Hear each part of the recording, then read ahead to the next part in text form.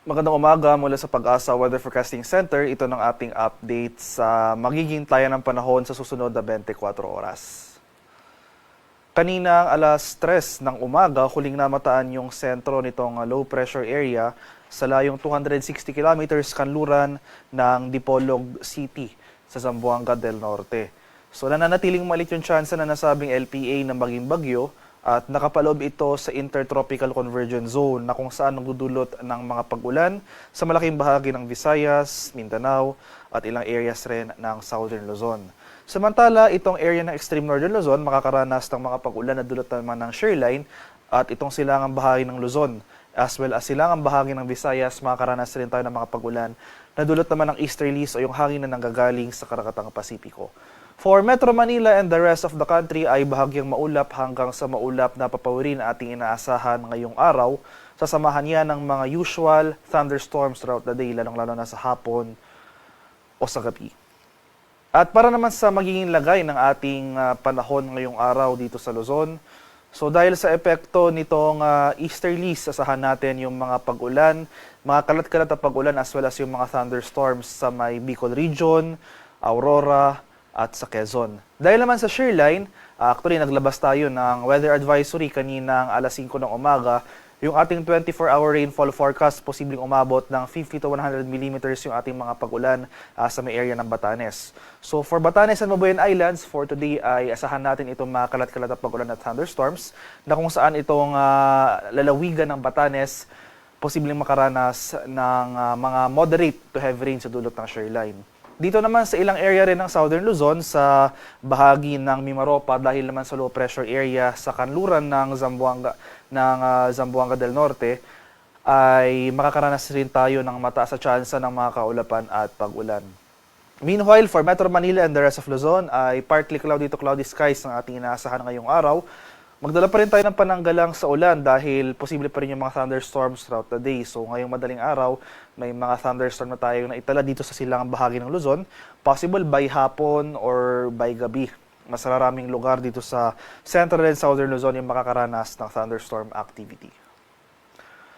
Sa area naman ng Palawan, Visayas at sa Mindanao, so included sa ating weather advisory kaninang alas 5 ng umaga yung ating 24-hour rainfall forecast.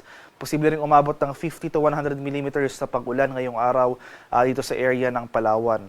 So as compared sa mga nakarang araw or as compared to yesterday, nabawasan na yung mga lugar na makakaranas ng mga malalakas sa pag-ulan na dulot nitong low pressure area. So yung location ng low pressure area sa ngayon ay nandito na sa karagatan ng Sulu. So for the next 24 hours, generally gagalaw ito westward or northwestward, pero patuloy pa rin ito magdudulot ng mga pag-ulan over most of Palawan. At dahil naman sa low pressure area na ito, magpapatuloy nga yung mga kaulapan at mga kalat-kalat na thunderstorms. So for most of Mimaropa, Western Visayas, Negros Island Region, at dito sa Central Visayas, Zamboanga Peninsula at sa Barm. Samantala ito namang mga kaulapan na ating inaasahan for today sa Eastern Visayas ay dulot naman ng easterlies o yung mainit na hangin galing sa karagatang Pasipiko. So improving weather conditions na ating inaasahan over most of Mindanao. So itong central and eastern sections ng Mindanao, sa may northern Mindanao, Caraga, Davao Region at Soxargen. So bahagyang maulap hanggang sa maulap pa papawiri na ating inaasahan ngayong araw over these areas. Pero posible pa rin yung mga usual afternoon to evening na mga paulan na dulot ng thunderstorms. Sa kalagayan naman ng ating karagatan, walang gale warning na nakataas as of 5 a.m. pero iba yung pag-iingat pa rin sa ating mga kababayan na maglalayag sa mga seaboards ng Northern Luzon dahil posible pa rin tayong makaranas dyan ng katamtaman hanggang sa maalong karagatan.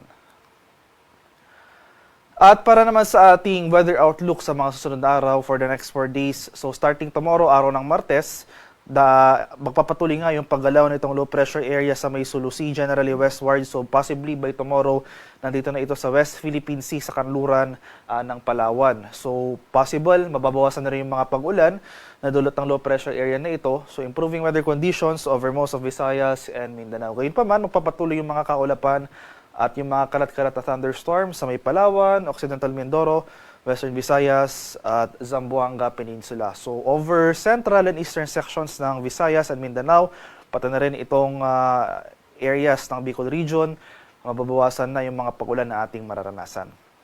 Pagsapit naman ng Thursday to Friday, dahil sa epekto naman ng shear line, magpapatuloy naman yung mga pag-ulan dito sa area ng Batanes at Cagayan. So, mataas na tsansa ng pag-ulan na ating inasahan over these areas. So, yung shear line, yung convergence ng ating hangin o yung mainit at malamig na hangin. So, for the next few days, ito yung ating weather system na kailangang tutukan ng pansin dahil posible itong magdulot ng mga pag-ulan sa eastern section ng Northern Luzon.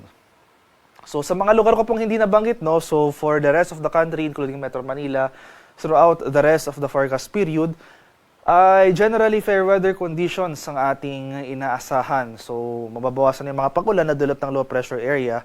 So for most of Metro Manila and the rest of the country, ay partly cloudy to cloudy skies ang ating inaasahan, pero nandiyan pa rin yung mga tsansa ng isolated rain showers or localized thunderstorms throughout the day. So, inulit ko po itong low pressure area, low chance na maging bagyo within the next 24 hours, gagalaw generally westward or west-northwestward patungo dito sa West Philippine Sea. So, by tomorrow, nandito na ito sa West Philippine Sea sa kanluran ng Palawan, na kung saan patuloy itong gagalaw, papalayo sa ating bansa at mababawasan yung mga pag-ulan over most of Visayas and Mindanao.